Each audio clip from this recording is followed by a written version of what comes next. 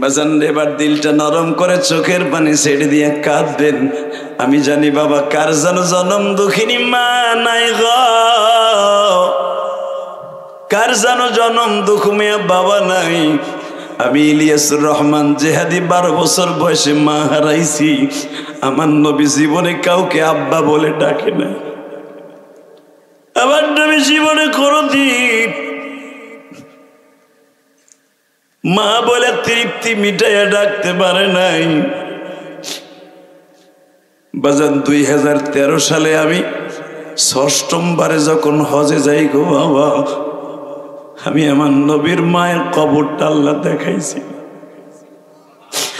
আরে বাবা আমিনার কবরটা দেখলে পৃথিবীর এমন কোন হাজি নাই, এমন কোন ব্যবসায়ী নাই, এমন কোন টুরিস্ট নাই বাবা চোখের মধ্যে পানি আসে না। আমার নবী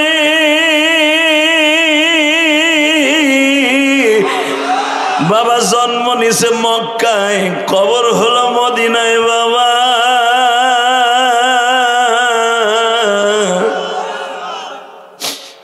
আমার নবীও বাবার কবর দেখে কাঁদতেন গো বাবা। আমার নবীর পরে যখন ঈদের হুকুম চালু হয়ে গেল, যে ঈদটা আপনি শেষ করলেন, মাত্র 8 দিন আগে যে ঈদটা আপনি যাপন করলেন বাবা, জীবনের প্রথম ঈদ যখন নবী আদার করতেছেন, আমার নবী মসজিদে নববীর কোনায় বয়া বয়া কান্দে। আবু বকর ডেকে ডেকে বলে, নবী গো ঈদের দিন আপনি আমাদের আনন্দ করতে বলে আপনি কেন কান্দেন? আমার নবী বলে, আবু বকর রে, একটা ছেলের কান্না আমার আসমান জমিন ভেঙে ফেলেছে। আবু বকর আমার জীবনের প্রথম যুদ্ধ বদরের যুদ্ধ যেই বছর সংগঠিত হলো, ওই বছর ঈদের দিন আসলো। 17ই রমজান ঈদ হইল, 17ই রমজান বদরের যুদ্ধ সংগঠিত হলো। 30শে রমজান শাওয়াল মাসের 1 তারিখ ঈদ সংগঠিত। আবু বকর চাইয়া দেখো ও বাদান, আমি একটা ছেলে মসজিদে নববীর বাবু সালামে বয়ে বয়ে কান্দে। পরে জিজ্ঞেস করছিলা, তোমরা বলছে কেন তোমাদের কাছে বলে নাই? তোমরা যখন বলছো কাদস কেন বাদা? সে বলছিল তোমার কাছে বলবো না, ওমরকে বলছিল তোমাদের কাছে বলবো না, আলীকে বলছিল তোমাদের কাছে আমার মনের কথা বলবো না, নবী মুহাম্মদ একটু আসতে বলো না। তোমাকে কাছে বলে নাই। বাচ্চাটা কি কইছে শুনছো? এখন কানবে না, যাদের বাপ মা নাই তারা কানবে। এই পৃথিবীতে যার আব্বা নাই ওর মতো দুঃখী আর কি নেই। যার জনম দুঃখিনী মা নাই, মা নিয়ে ঈদ করতে পারেন নাই, ওর মতো কপাল ভরা কেউ নাই। বাবা এই যে আমার মাথায় যে চুল দেখতেছে, এটা আমি মক্কার থেকে কাইটে আইছি 10 দিন আগে। আলহামদুলিল্লাহ বলেন। আমি 27শে রমজান বাংলাদেশে আসছি বাবা। 10-11 দিন আগে চুল মক্কার থেকে কাইটে আইছি। শুধু আপনাকে 2টা পাও ধরে বলে দিয়ে যাই,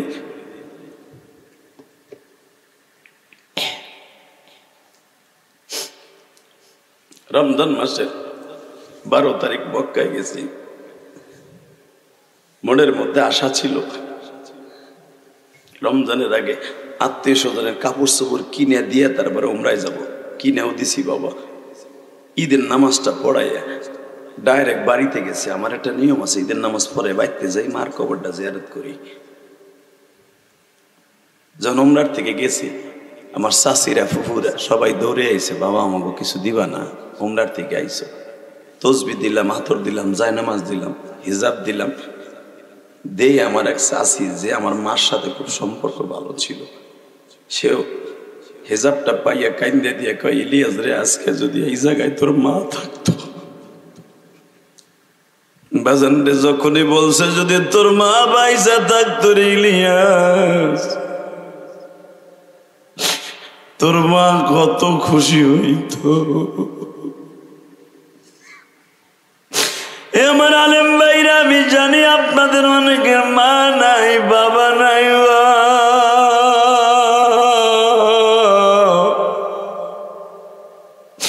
ও দাড়ি বাঁকা বাজান, আমার মতো যারা 12 বছর বয়সে মা হারাইছেন তাদের মতো দুঃখ এই মাসবার মধ্যে কেউ নাই গো মা।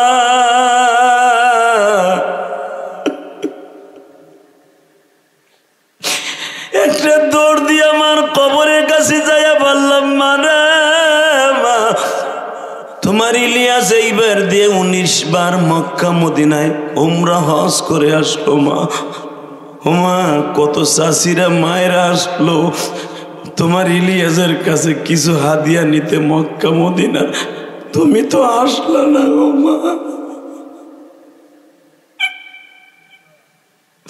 ও আমার পাবনা জেলার সাথিয়ার থানার যুবক ভাইরা, মা বাবা যাদের আছে তোরা বুঝবি না রে ভাই, মা কি জিনিস। যতদিন মা দুঃখিনী তোমার ঘরে আছে ততদিন তোমার জান্নাতটা ঘরে আছে।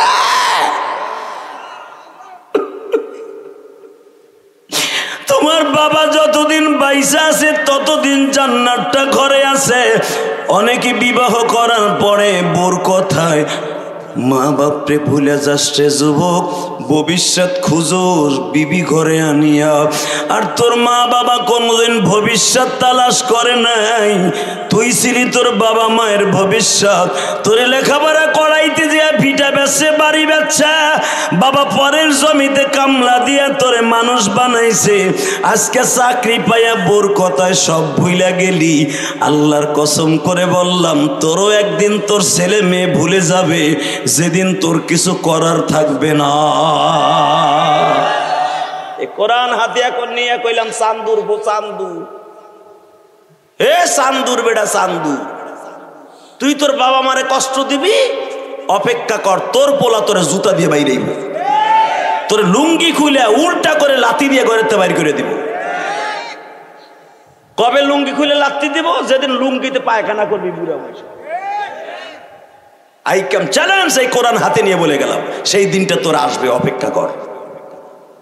কথা কর না কেন? জোরে কন। এই যুবক, ওয়াদা দে, ওয়াদের শুরুতে তোদের চোখে পানি দেখছি, যারা মার জন্য কানবি তোর সম্মান এই পৃথিবীতে আল্লাহ টিকে রাখবে। তুই বলবি, হুজুর আপনি তো মা নাই বিদে কান্দেন, আমার তো মা আছে। তোর মা আছে, তোর মা অসুস্থ, ভালো একটা ট্যাবলেট খায় না, তোরে পরীক্ষার ফি দিতে পারবো না এই লেগা। তোর প্রাইভেটের টাকা, তোর গাড়ি ভাড়ার টাকা তোর আব্বা দিতে পারবে না বিদায় বড় বড় রোগ লয়ে ঘুরতাছে, তবু একটা ভালো ডাক্তার দেখায় না। ওই বাবার হক আদায় করবি কি দিয়ে? যুবক, তোর পাও ধরছি, আয়, তোর পাও ধরবো। বাবারে কষ্ট দিয়ে কোনোদিন জিততে পারবি না, মায়ের কষ্ট দিয়ে কোনোদিন জিততে পারবি না। ঠিক না বেঠিক? জোরে ক, আরো জোরে, জোরে। এখানে অনেক বুড়া আছে, বুড়া বয়সে পোলাপানের হাতের মায়ের খায়, ভাত পায় না, আছে না নাই? তালাশ করে দেখেন, সেও তার মা বাপরে বাদ দেয় নাই। কথা কন না কেন? জোরে কন, আরো জোরে।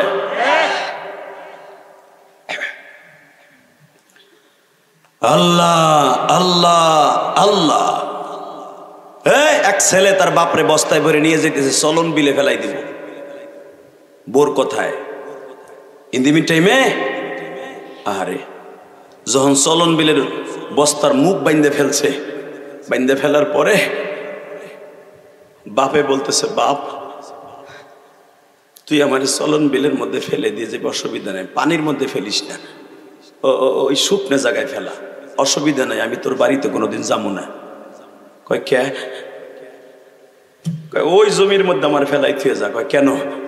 ওই জায়গায় একদিন আমি তোর দাদারও ফেলছিলাম, ওইখানে ফেলা।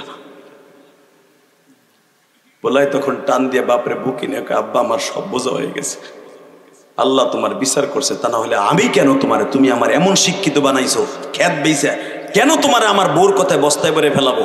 আমার মনে হয় তুমি আমার দাদার সাথে 2 নম্বরই করছো বিদায় আজকে তোমার সাথে আমি বস্তায় ভরে পর্যন্ত আনছিলাম। কথা কন না কেন? কপাল পোড়া যুবক, জুতার বাড়ি খাওয়ার আগে মা বাপরে ভালোবাসিস, আল্লাহ কবুল করুক, জোর করে আমিন।